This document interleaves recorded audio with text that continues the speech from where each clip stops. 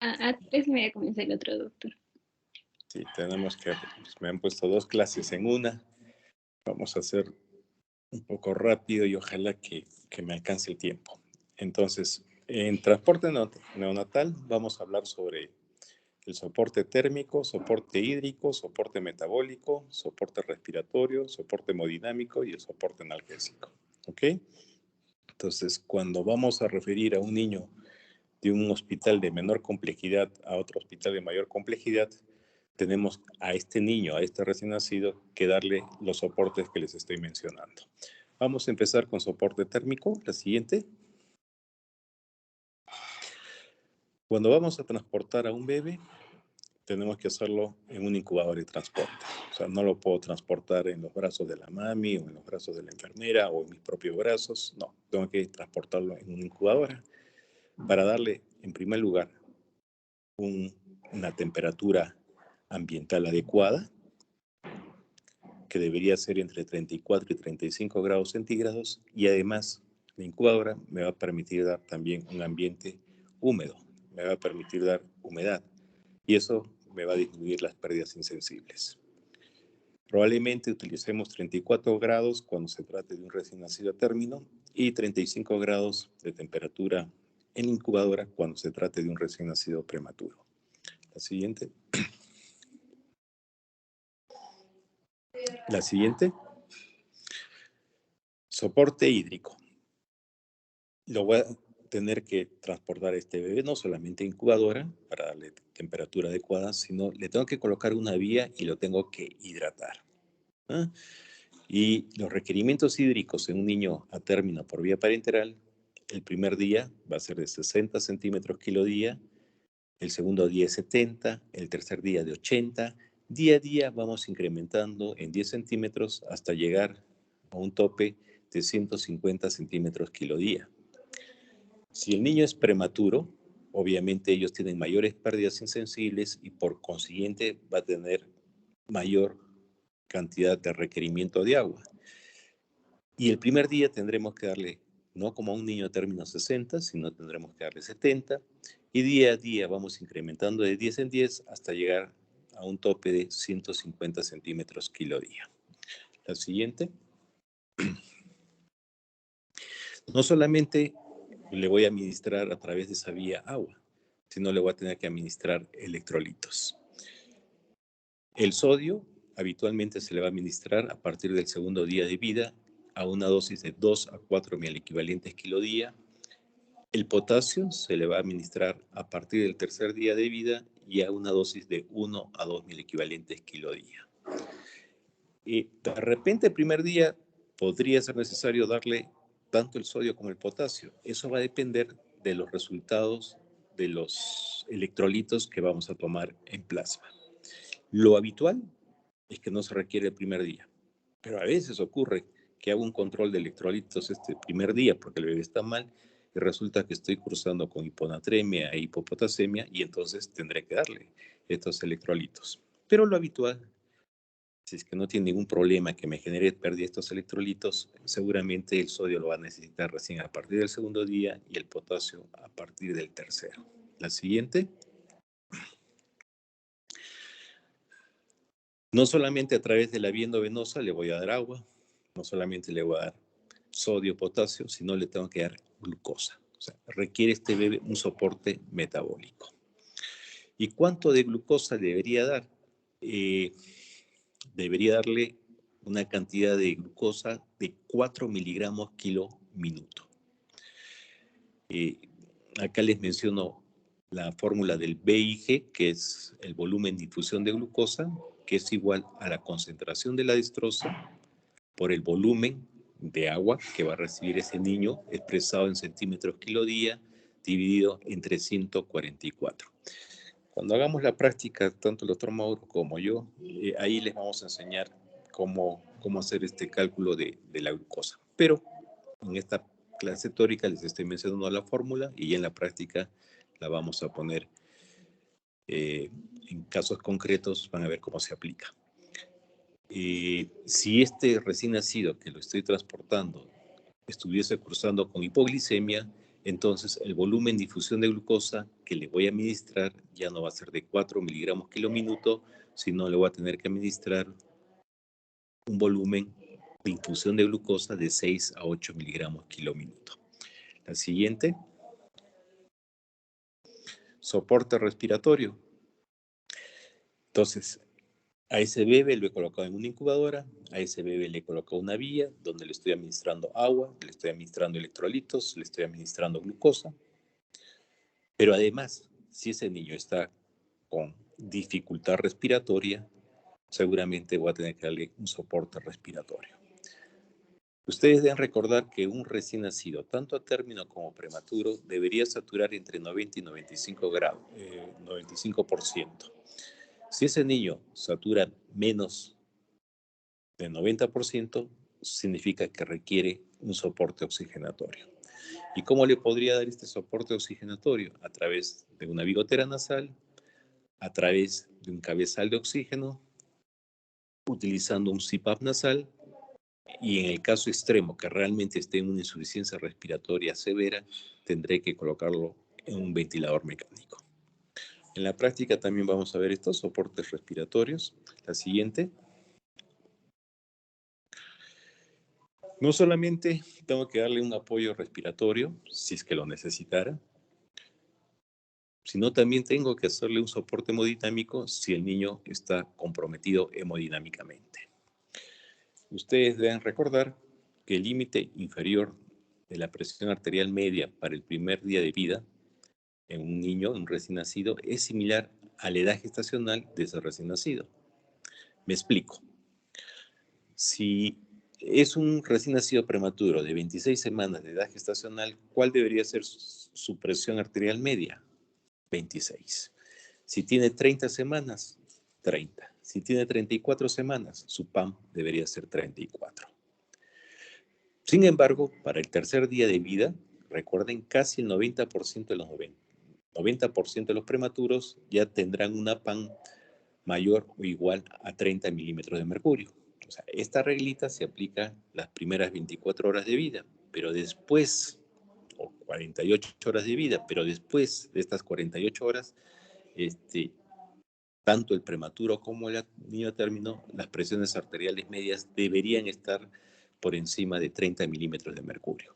Y si están con una presión menos de 30, significa que ese niño requiere un soporte hemodinámico.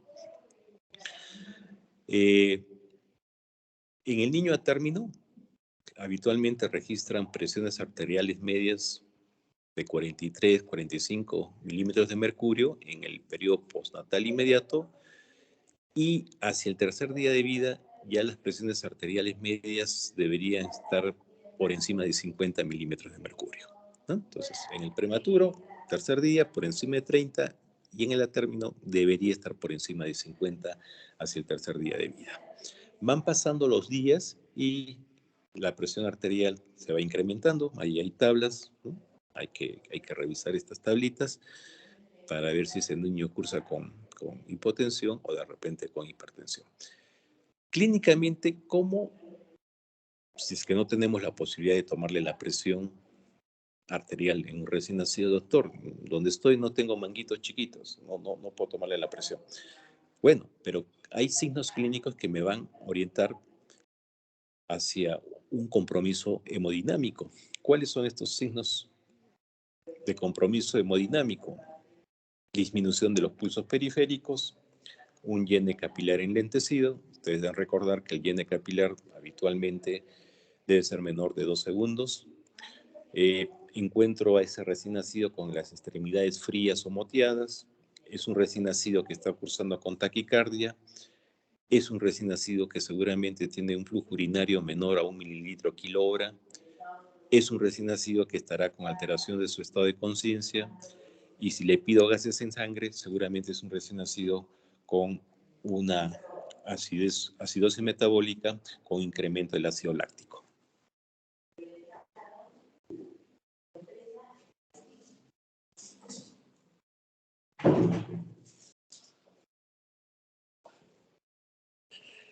La siguiente, por favor.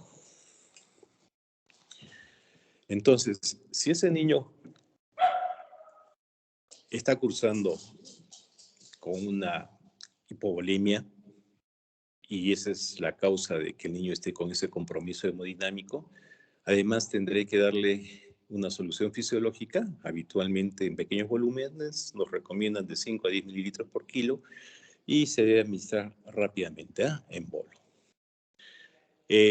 Si este recién nacido que lo voy a referir, estoy sospechando que tiene un compromiso hemodinámico secundaria a una cardiopatía congénita dependiente de ductus, en ese caso tengo que administrarle prostaglandina E1. Si no logro mejorar este compromiso hemodinámico con la solución fisiológica, que es el cloruro de sodio a 9 por 1000, seguramente voy a tener que hacer uso de drogas inotrópicas como dopamina o dobutamina. Pero el primer paso, cuando el niño está con compromiso hemodinámico, es administración de cloruro de sodio. La siguiente. Bien, entonces, soporte analgésico. Este niño que lo estoy refiriendo no solamente requiere un soporte hídrico, un soporte electrolítico, un soporte metabólico, un soporte térmico, un soporte respiratorio, un soporte hemodinámico, sino también un soporte analgésico. Recuerden, el recién nacido siente dolor, ¿ya? Entonces, si de repente lo estoy refiriendo porque está con un problema quirúrgico, bueno, pues le voy a tener que dar su soporte analgésico. Y el analgésico que se recomienda a recién nacidos es el fentanilo, ¿ya? Entonces, la dosis puede ser en infusión continua o en bolos. Bolos habitualmente damos de 1 a 4 microgramos kilo dosis y se puede administrar cada 3, cada 4, cada 5, cada 6 horas, ¿no? Dependiendo de la situación clínica que tenga el recién nacido. Bien, entonces lo hemos hecho rapidísimo, no he hecho mayor comentario de cada uno de estos soportes por el tiempo. En todo caso, quiero redondearles que cuando referimos a un recién nacido, ustedes tienen que tener presentes siempre estos soportes que les he mencionado. Les comento, yo trabajo en el Hospital Nacional, que es el nivel 4, que es el hospital de referencia. No les miento, ¿no? Ha habido oportunidades que nos llegan niños recién nacidos donde los transfieren en los brazos de la mamá. Y obviamente sin ninguna vía, sin ningún soporte respiratorio, sin ningún soporte hemodinámico. O sea, llegan tan mal, tan en malas condiciones que prácticamente llegan para que nosotros le hagamos el certificado de defunción. O sea, nace en X sitio y lo único que quieren es cuanto antes deshacerse del bebé, ¿no?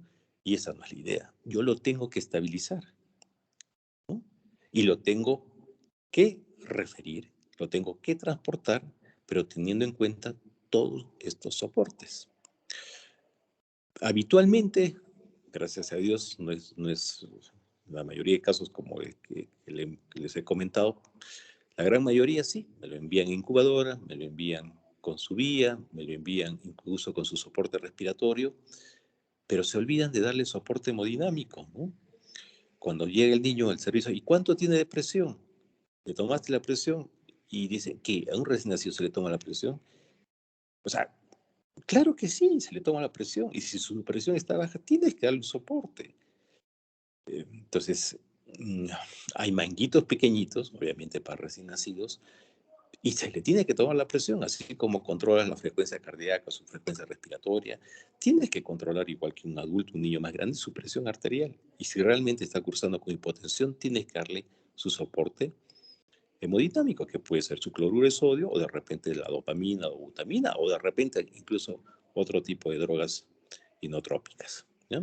Entonces, esto de tomar la presión habitualmente no lo hacen, ¿ya? Nos refieren de Puno, de Juliaca, de Moquegua, incluso de Tacna, sí, le control con su oxímetro de pulso, todo ok, pero no le toman la presión. Entonces, debemos recordar que el niño recién nacido, obviamente, también tengo que tomarle la presión. Y lo otro que no suelen hacer es el soporte analgésico, ¿no? De repente es un niño con un onfalocele tremendo, una gastrosquisis tremenda, está que se muere de dolor y a nadie se le ocurre darle un analgésico al bebé, ¿no? Entonces, es como que tú tuvieses una tremenda fractura y te transportan 2 horas sin ponerte ninguna analgesia, ¿no? O sea, vas a entrar en un shock neurogénico y de repente te mueres. No te mueres por el problema de fondo, sino simplemente por el dolor. Entonces, el recién nacido también siente dolor. O sea, al igual que el recién nacido, hay que tomarle presión. El recién nacido, el prematuro, siente dolor. Y no nos debemos de olvidar de ese aspecto. Muy bien, vamos a procedimientos frecuentes en recién nacidos. Tengo ahí 30 minutos. La siguiente. ¿Qué procedimientos vamos a revisar en recién nacido? Vamos a revisar los procedimientos más frecuentes, que son estos 4 que les estoy mencionando en la diapositiva. Punción lumbar, cateterismo umbilical, toracotomía e intubación endotraqueal. Empezamos con la punción lumbar. ¿Cuándo voy a hacer la punción lumbar en un recién nacido? ¿Cuál es la indicación? Obtener líquido cefalorraquídeo para diagnosticar enfermedades del sistema nervioso central como una meningitis o una hemorragia subaracnoidea. Sí. Yo hago la punción lumbar en un recién nacido prematuro o término cuando quiero descartar meningitis o quiero descartar una hemorragia subaracnoidea. Contraindicaciones de la punción lumbar. ¿Cuándo no debería realizarla? Si tengo un trastorno de la coagulación, imagínense es un niño séptico que está con un trastorno de la coagulación, una coagulación intravascular diseminada, ahí no le podría hacer la punción lumbar. Si tiene una infección de la piel en la zona donde voy a hacer la punción lumbar, que es la región lumbar, la zona lumbar, obviamente tampoco podría hacer la punción lumbar. Si es un recién nacido que está cursando con una hipertensión endocrinal severa, también hay que tener cuidado, porque si no ese niño se podría enclavar. Materiales que voy a utilizar para la punción lumbar. Bueno, lo que me interesa es mi trocar de punción lumbar y si no tengo ese trocar de punción lumbar, simplemente uso una aguja común y silvestre, número 23 o número 25. Ay, se me fue. La siguiente. Técnica. A ver, pásame la siguiente para ganar tiempo. Mira. Entonces, obviamente, yo me lavo las manos, me pongo guantes estériles, me pongo mi trajecito estéril.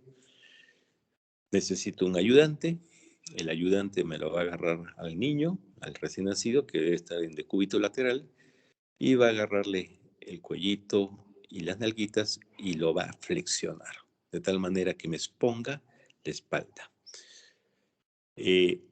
Yo voy a introducir la aguja al nivel del espacio lumbar entre L4 y L5 o el espacio intervertebral entre L4 y L3.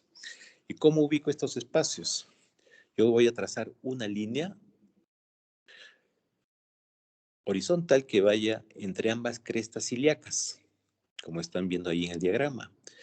Y esa línea horizontal que está entre ambas crestas ilíacas va a pasar exactamente sobre la vértebra L4. O sea, me va a permitir ahí ubicar la vértebra L4.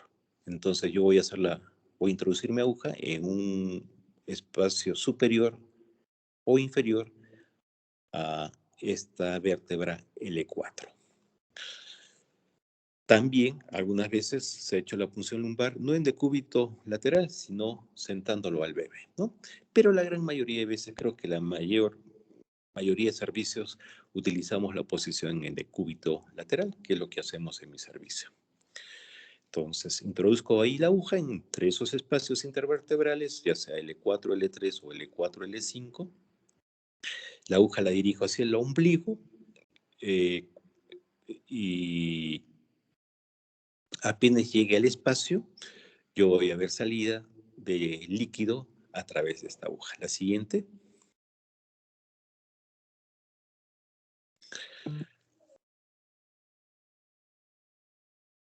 ¿Qué complicaciones podría presentarse? Infección, obviamente, si yo no hice mi adecuada asepsia en la zona donde voy a hacer la punción lumbar, con esa aguja le podría introducir algún germen al espacio donde se encuentra el líquido cefalorraquídeo y generar una meningitis. Si mi ayudante lo flexiona mucho al niño, va a obstruir la vía aérea y se podría generar una apnea, bradicardia o hipoxia. Siempre que hago la punción lumbar, ustedes cuando sean internos y estén ahí en el servicio van a ver que lo estoy monitorizando con su oxímetro de pulso.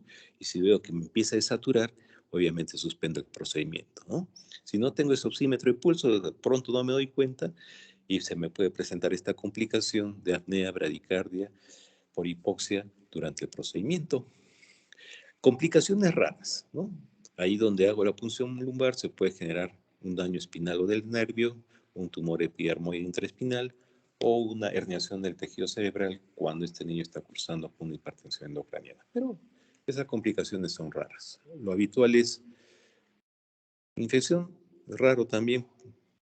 Tomamos todas las medidas de bioseguridad. Lo que suele ocurrir es apnea o bradicardia por flexionar mucho al bebé y obviamente obstruyó la vía aérea y va a presentar esta complicación. La siguiente.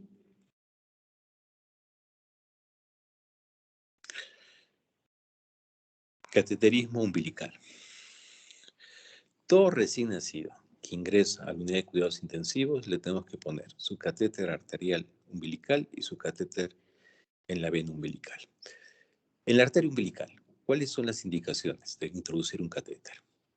Para controlar frecuentemente los gases arteriales, para monitorizar de manera invasiva la presión arterial, ya no controlarla con el manguito de presión, sino de manera invasiva, es más exacta, más precisa que con manguito, o también para un acceso vascular a falta de otras vías. De repente tu dificultad en cateterizar la vena umbilical y entonces por dónde le voy a administrar eh, las drogas o líquidos que necesite, bueno, lo tendré que hacer a través de la arteria umbilical. Material, obviamente vestuario estéril, eh, pinzas, bisturí, etc, etc. Lo que quiero que se acuerden es el catéter que habitualmente colocamos en la arteria umbilical es un catéter número 3.5 French, ¿no? Tiene un diámetro de 3.5 French. La siguiente. Y este catéter que lo voy a introducir a través de la arteria umbilical lo puedo colocar en posición alta o en posición baja. La posición alta es cuando lo dejo, la punta del catéter a nivel de la vértebra torácica T6, T7, T8 o T9. Y en posición baja es cuando la punta del catéter lo dejo en posición de la vértebra lumbar L3 o L4. Preferimos dejarlo el catéter en posición alta, porque en posición alta, como vamos a ver más adelante, tenemos menos riesgo de trombosis. ¿Ok? La siguiente.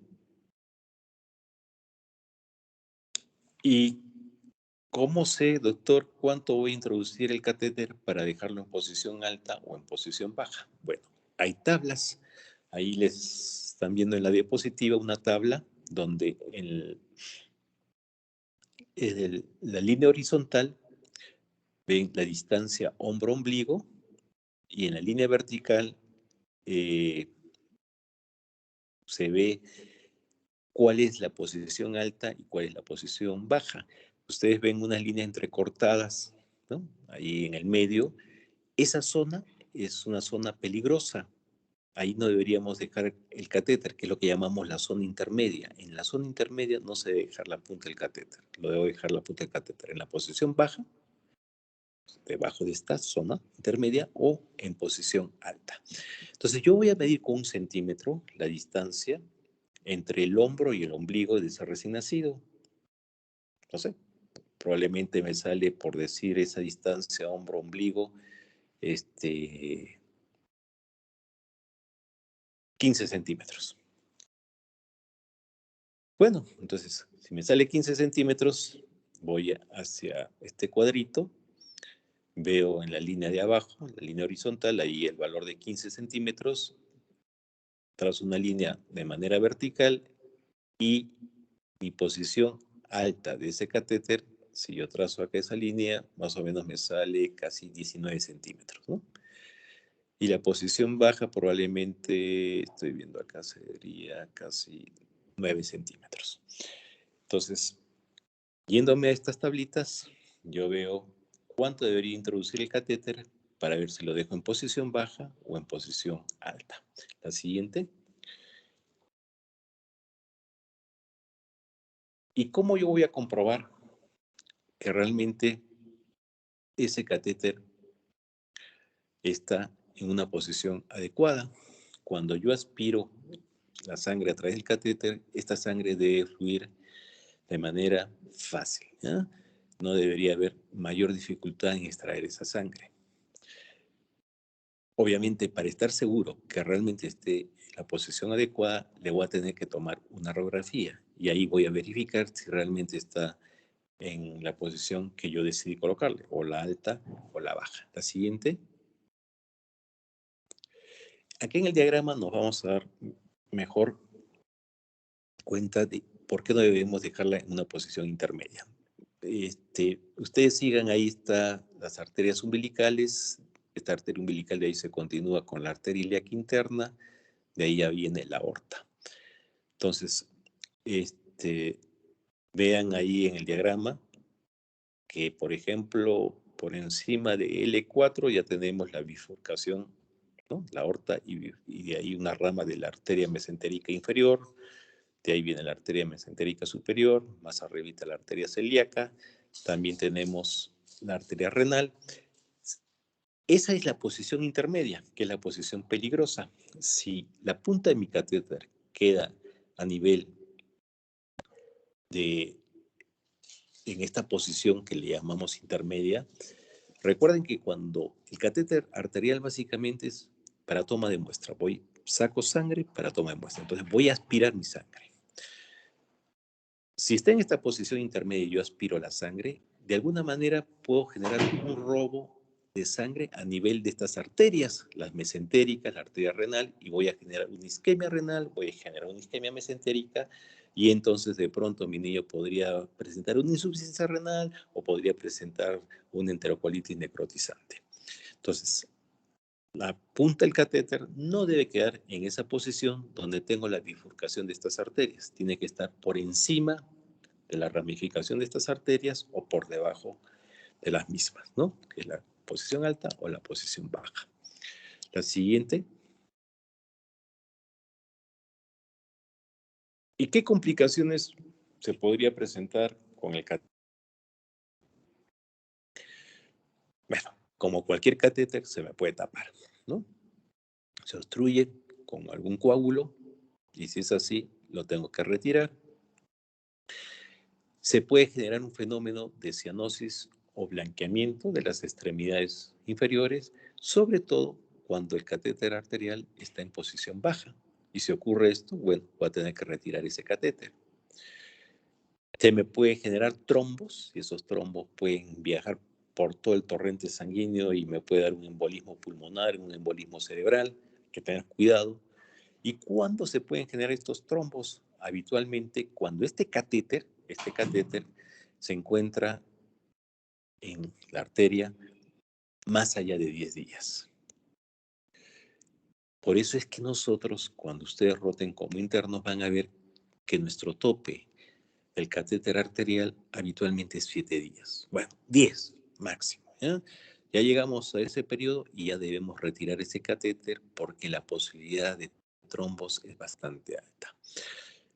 Algunos textos, algunos expertos nos recomiendan para disminuir esta posibilidad de trombosis, bueno, podríamos pasarle a través del catéter algún anticoagulante, por ejemplo, la heparina. En mi servicio habitualmente no lo hacemos, lo que tenemos es nuestro límite, 7 días un catéter arterial y hay que retirarlo. Se puede generar sangrado, si por lo pronto no lo fijé bien el catéter. Obviamente ese catéter que me va a servir habitualmente el arterial para toma de muestras, tengo que manipularlo con la adecuada asepsia, ¿no? Si no, voy a generar infecciones, bacteriemia y de ahí una sepsis. Y si no tomé una radiografía para verificar bien la posición del catéter y dejé esta punta del catéter a nivel de las arterias renales, también se me podría generar no solamente una isquemia renal, sino también una hipertensión arterial secundaria a una mala posición del catéter arterial umbilical. La siguiente, la vena umbilical, ¿no? Les decía, todo niño que entra a UCI, catéter en la arteria umbilical y catéter en la vena umbilical. Ya sabe el residente, ni bien entra, tiene que colocarle sus catéteres. Así como cuando entra un paciente a la UCI de adulto, ¿no? Que le ponen un catéter venoso central, ¿no? De entradita. Pero, vena umbilical, ¿cuáles son las indicaciones? Si yo quiero hacer una exsanguinotransfusión, la voy a hacer a través de la vena umbilical.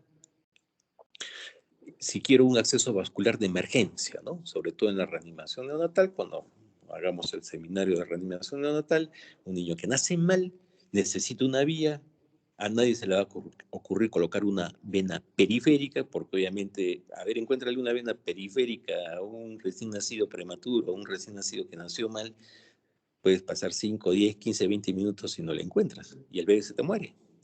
Necesitas un acceso vascular de inmediato. Colocar un catéter a nivel de la vena umbilical, eso no te demanda ni 2 segundos, ¿ya? Ni 2 segundos, y no tienes ningún tipo de dificultad. Entonces, la vena umbilical es un acceso vascular de emergencia. También me sirve para pasar líquidos o medicamentos que requieran vía central, ¿no? Por ejemplo, la nutrición parenteral, lo ideal es administrarla por vía central más que por una vía periférica. Hay drogas que no las puedo administrar por vía periférica, tienen que ser por vía central. Como alternativa a la vía periférica, si esta no se puede obtener, pronto nuestras enfermeras tienen dificultad para encontrar una vía periférica, y como les digo, la vena umbilical no tiene ningún tipo de dificultad, ¿no? Eso lo hacemos en segundos. Para monitorizar la presión venosa central, cuando son niños que tienen cardiopatías congénitas complejas, la vena umbilical me permite como acceso para hacer una septostomía arterial con balón, y de esta manera es un tratamiento paliativo hasta que se le haga una cirugía correctiva de esa cardiopatía congénita que presentara este recién nacido, ¿ya? La siguiente. ¿Qué material? O sea, lo mismo que utilicé para el cateterismo anterior umbilical, igual, ¿no? Voy a necesitar mis pinzas, mis jeringas, mi aguja, mi milo.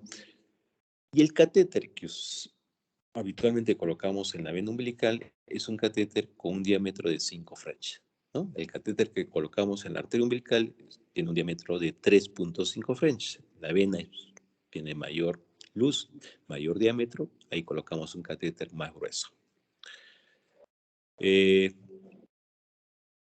La punta del catéter que colocamos en la vena umbilical, ¿a qué altura debería quedar? Debería quedar por encima del diafragma, más o menos a 1 centímetro, ¿ya? Ahí va a estar exactamente en la vena cava inferior. ¿Y cómo voy a comprobar que este catéter está en esta vena cava inferior? Obviamente tomo una radiografía, y si está por encima del diafragma, la punta del catéter, seguramente está en buena posición. La siguiente.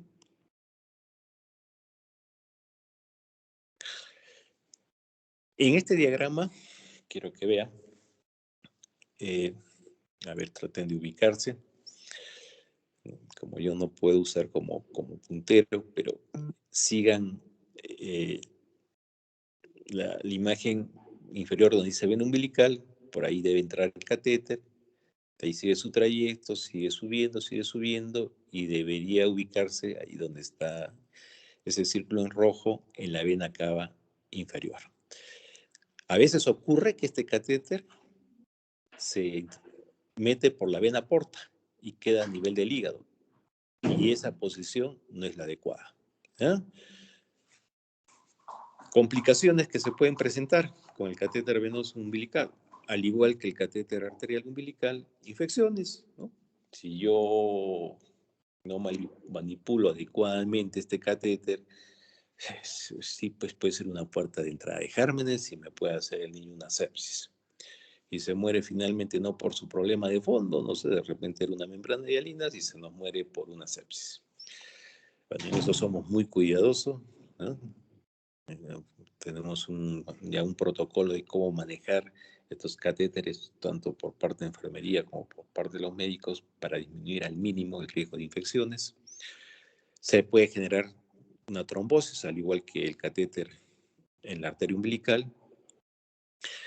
En estos casos, si ese punta del catéter se fue hacia la vena porta, me puede generar una hipertensión portal, ¿no? Así como cuando el catéter arterial se iba hacia la arteria renal, me genera una hipertensión arterial. Si ese catéter se va hacia la vena porta, no se queda en la vena cava inferior, me podría generar una hipertensión portal, secundaria a una trombosis. Si además este catéter que está en mala posición está en la vena porta y yo, por ejemplo, administro a través de esta catéter la nutrición parenteral y cierto tipo de drogas, podría ocasionar una necrosis hepática. Y ya nos ha ocurrido, ¿eh? Y por eso ya hemos aprendido, por ejemplo, en el servicio, ¿no? Alguna vez decíamos, mira, pues no está en buena posición, sí está en la vena, pero es una vena grande, administrale nomás ahí la nutrición parenteral, no creo que para acá, no vaya, no se complica, tranquilo. No. Hemos visto ya 2 ocasiones que nos generó una necrosis hepática por la nutrición parenteral que la administramos en la vena porta, ¿eh? Entonces, si ese catéter está en una posición no adecuada, hay que retirarlo. Hay que retirarlo y intentar colocar nuevamente otro catéter que llegue a la posición adecuada. La siguiente. El otro procedimiento que hacemos con frecuencia en recién nacidos es administrar un tubo, colocar un tubo a nivel de la cavidad pleural para drenar un neumotórax o para drenar algún líquido que se haya acumulado en este espacio pleural, ¿no? O sea, no solamente es para aire, sino también para líquido. O sea, un neumotórax o un derrame pleural. Eh, Materiales, siempre campo estéril, gases, telas. Usamos ahí sondas pleurales de 8, 10, 12 French, ¿no? ¿Y qué técnica utilizamos? A ver, la siguiente para que vean el diagrama. A ver, la siguiente, creo que ahí está el diagrama para que me vean. Ya. Entonces, si estamos ante un neumotórax, un neumotórax a tensión, o sea, no un neumotórax laminar, un poquito de aire, doctor, eso se drena, no, un poquito de aire, ahí se deja y no va a pasar nada, un poquito de aire y no lo lleva al niño a insuficiencia respiratoria. Pero si estamos con un neumotórax a tensión, ¿no? Obviamente hay que drenar ese aire, porque si no ese niño se va a morir por insuficiencia respiratoria.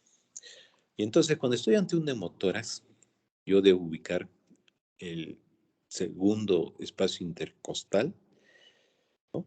Trazo una línea en la línea medio clavicular, segundo espacio intercostal.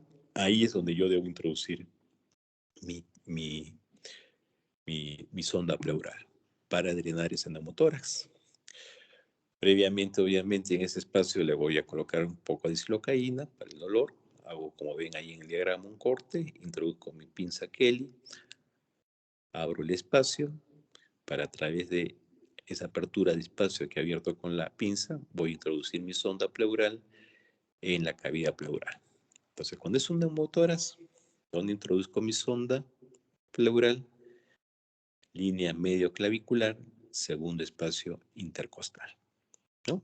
Ya sea en el lado derecho, si es un neumotórax derecho, o en el lado izquierdo, si es un neumotórax izquierdo. Y si más bien lo que se me ha acumulado es agua, ¿no? De pronto, un derrame pleural. ¿Dónde voy a introducir mi sonda pleural? En la línea axilar anterior, en el cuarto o quinto espacio intercostal. A ver, regresa al anterior para que vean. Ahí creo que les he puesto. Incisión de la piel, línea axilar anterior a nivel del cuarto o quinto espacio intercostal y en la línea medioclavicular a nivel del segundo espacio intercostal. En caso de un neumotórax o de un derrame pleural, eh, ahí les estoy mencionando en dónde debemos hacer el corte e introducir nuestra sonda pleural. Siempre tenemos que sacar una placa, a ver la siguiente, para verificar que realmente la sonda pleural está donde debe estar, en la cavidad pleural. La siguiente. En esta diapositiva, ¿no? Hacia su lado izquierdo, ven una radiografía de tórax y claramente ustedes ven en esa radiografía de tórax que ese niño está con un neumotórax a tensión a nivel de pulmón izquierdo, ¿no? Vean el pulmón derecho, y de pronto vean el pulmón izquierdo, totalmente negro, lleno de aire, y está desplazando el mediastino que debería estar hacia el lado izquierdo, lo está desplazando hacia el lado derecho. Si yo no le pongo un tubo de drenaje pleural a ese niño que está con ese neumotórax, seguramente se me va a morir. Este es un procedimiento de emergencia, ¿no? La siguiente.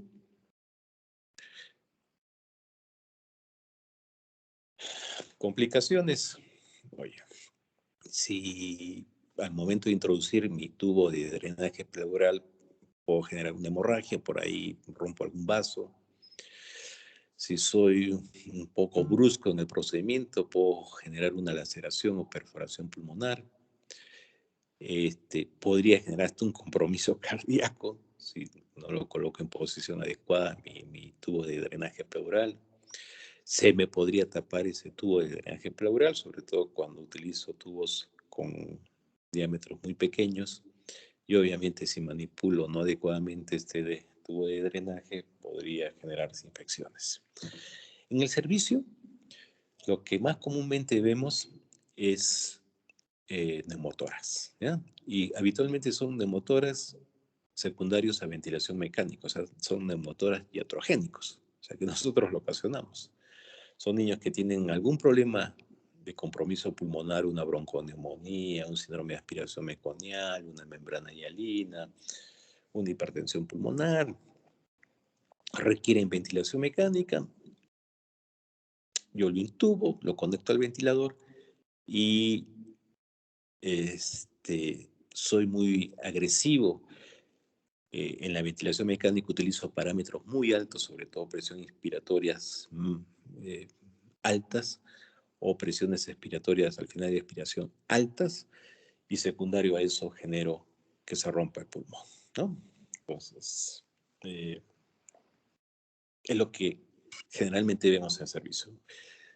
La primera causa de neumotórax en un recién nacido es una complicación por la ventilación mecánica. Y más bien los líquidos, los derrames pleurales, son mucho menos frecuentes. Ya eso lo vemos en recién nacidos que nacen con problemas de incompatibilidad de grupos severos, donde va a haber lo que llamamos un hidrops inmune, y el niño nace con líquido en todas sus cavidades, ¿no?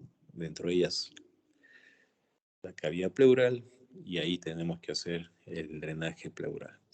Pero no es lo frecuente, ¿no? Eso de vez en cuando se ve. Lo que sí nos suele ocurrir es neumotórax por un mal manejo de la ventilación mecánica. La siguiente.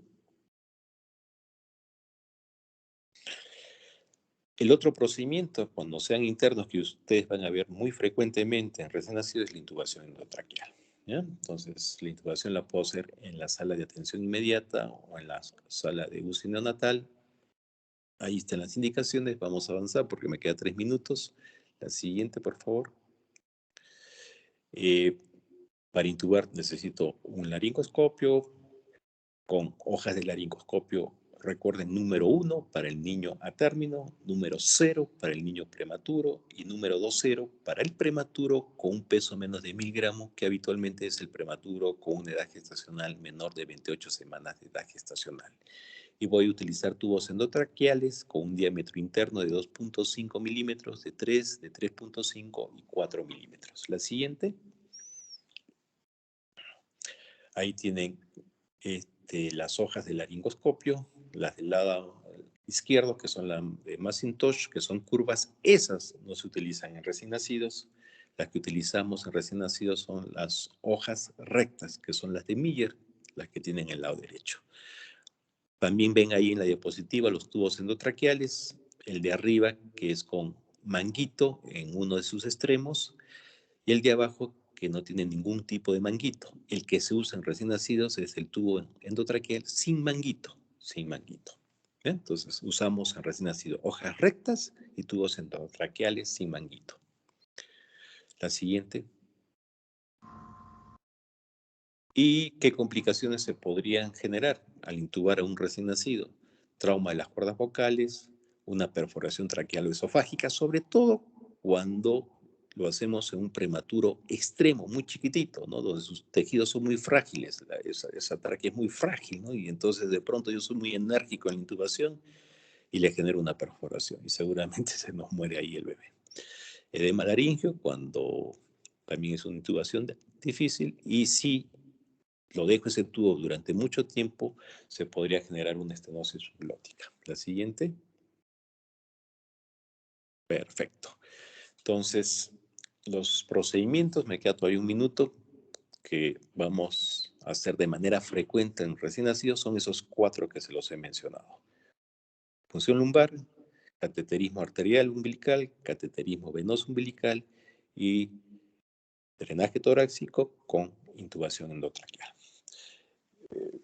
Bueno, si hubiese alguna pregunta, yo creo que en la siguiente clase, mañana, que tengo ahí, ¿no? 2 clases, por ahí hacemos las preguntas de estas clases de ahora y las de mañana, ¿ya? Para que entre el siguiente colega que le toca a las 3:30. Nos vemos, gracias, chao. Gracias, doctor, por la clase. Hasta luego, Chao. doctor, gracias. Gracias, doctor. Hasta luego. Chao.